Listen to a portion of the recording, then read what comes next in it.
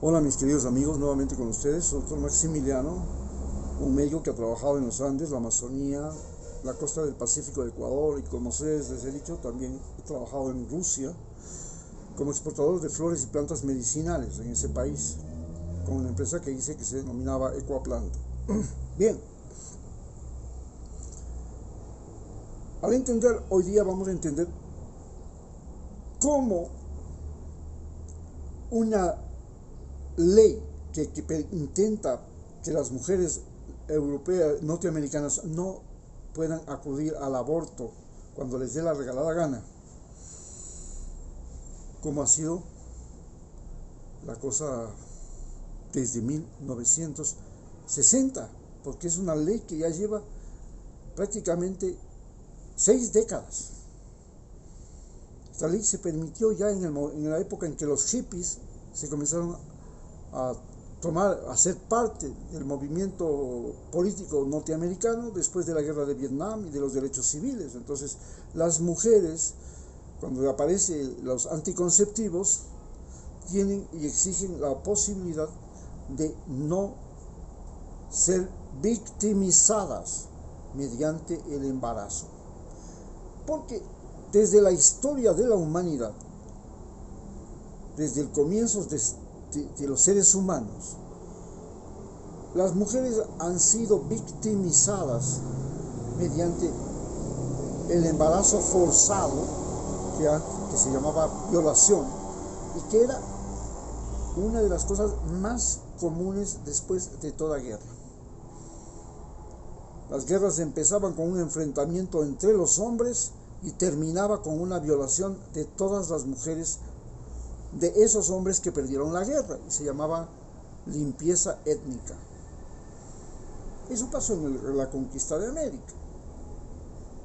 Entonces, estas mujeres latinoamericanas forzadas a tener hijos contra su voluntad dieron origen al mestizaje. Pero la misma Roma empezó con esta cultura. Roma conquistaba territorios para secuestrar mujeres y para secuestrar niños. Ese era el principal botín del Imperio Romano. Y secuestraba a las mujeres y las llevaba a tener hijos de los romanos. Eso se llamaba romanización. La romanización consistía en coger a los muchachos, enseñarles latín y enseñarles la cultura romana y a vivir dentro del Imperio Romano, con las leyes, con las conductas, con todo lo que es ser un romano, desde el corte de pelo. En cambio, a las mujeres se les forzaba a tener hijos, a servir para los placeres, tenían que tener anticonceptivos, entonces eran parte de la prostitución. Y las esclavas tenían hijos de los romanos. Muchos romanos se encariñaban con sus hijos y esto dio origen a que Roma no fuera un imperio intolerante con otras religiones, ni tampoco fuera un imperio intolerante con otras razas, porque los romanos propiciaban y favorecían y creaban el mestizaje. Eran los latinos. Los latinos somos una mezcla de todas las razas del Mediterráneo. Y estas razas del Mediterráneo eran algunas negras, como los egipcios. Recordemos que Egipto tenía faraones negros y que Cleopatra fue emperatriz de Roma. Se casó con Julio César. No duró mucho, pero por unos días lo fue. Y no estamos hablando solo de ella. Los romanos, pues, hacían alianzas matrimoniales con tribus, con canjes de mujeres, canjes de niños, canjes de todo, para conseguir aliados.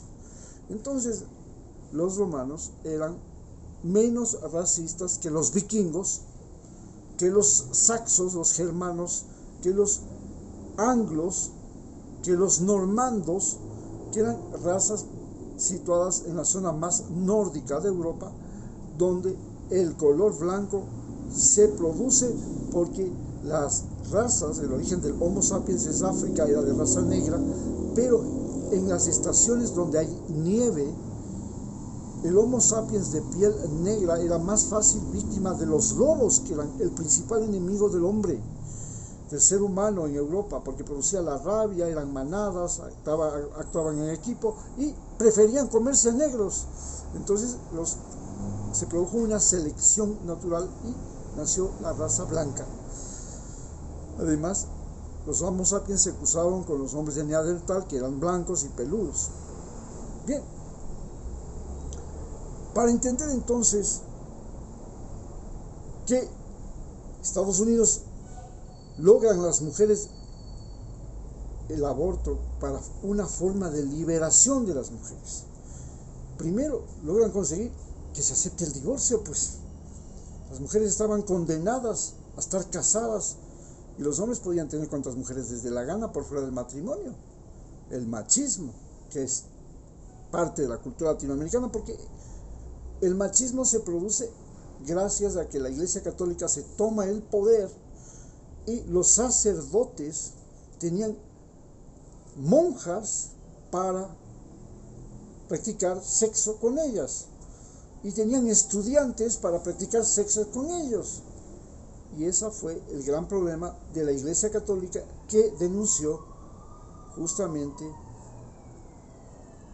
los evangélicos, ¿no?, con Martín Lutero a la cabeza, que denuncia los 7 pecados capitales de la Iglesia Católica, entre esos la lujuria y esto del homosexualismo en la Iglesia Católica, el esclavismo sexual por parte de las mujeres y la pederastia, que fueron los que hasta ahora es el motivo de reclamo de la Iglesia evangélica a la Iglesia Católica, y por lo que en Alemania, en Estados Unidos, en todos los países anglosajones, la Iglesia Católica hasta el día de hoy sigue siendo acusada de esos delitos que se cometió durante la época de la Inquisición, cuando recién empezó la Iglesia y cuando precisamente Constantino y luego Teodosio, su hijo, convirtieron a la Iglesia Católica en la Iglesia de Roma.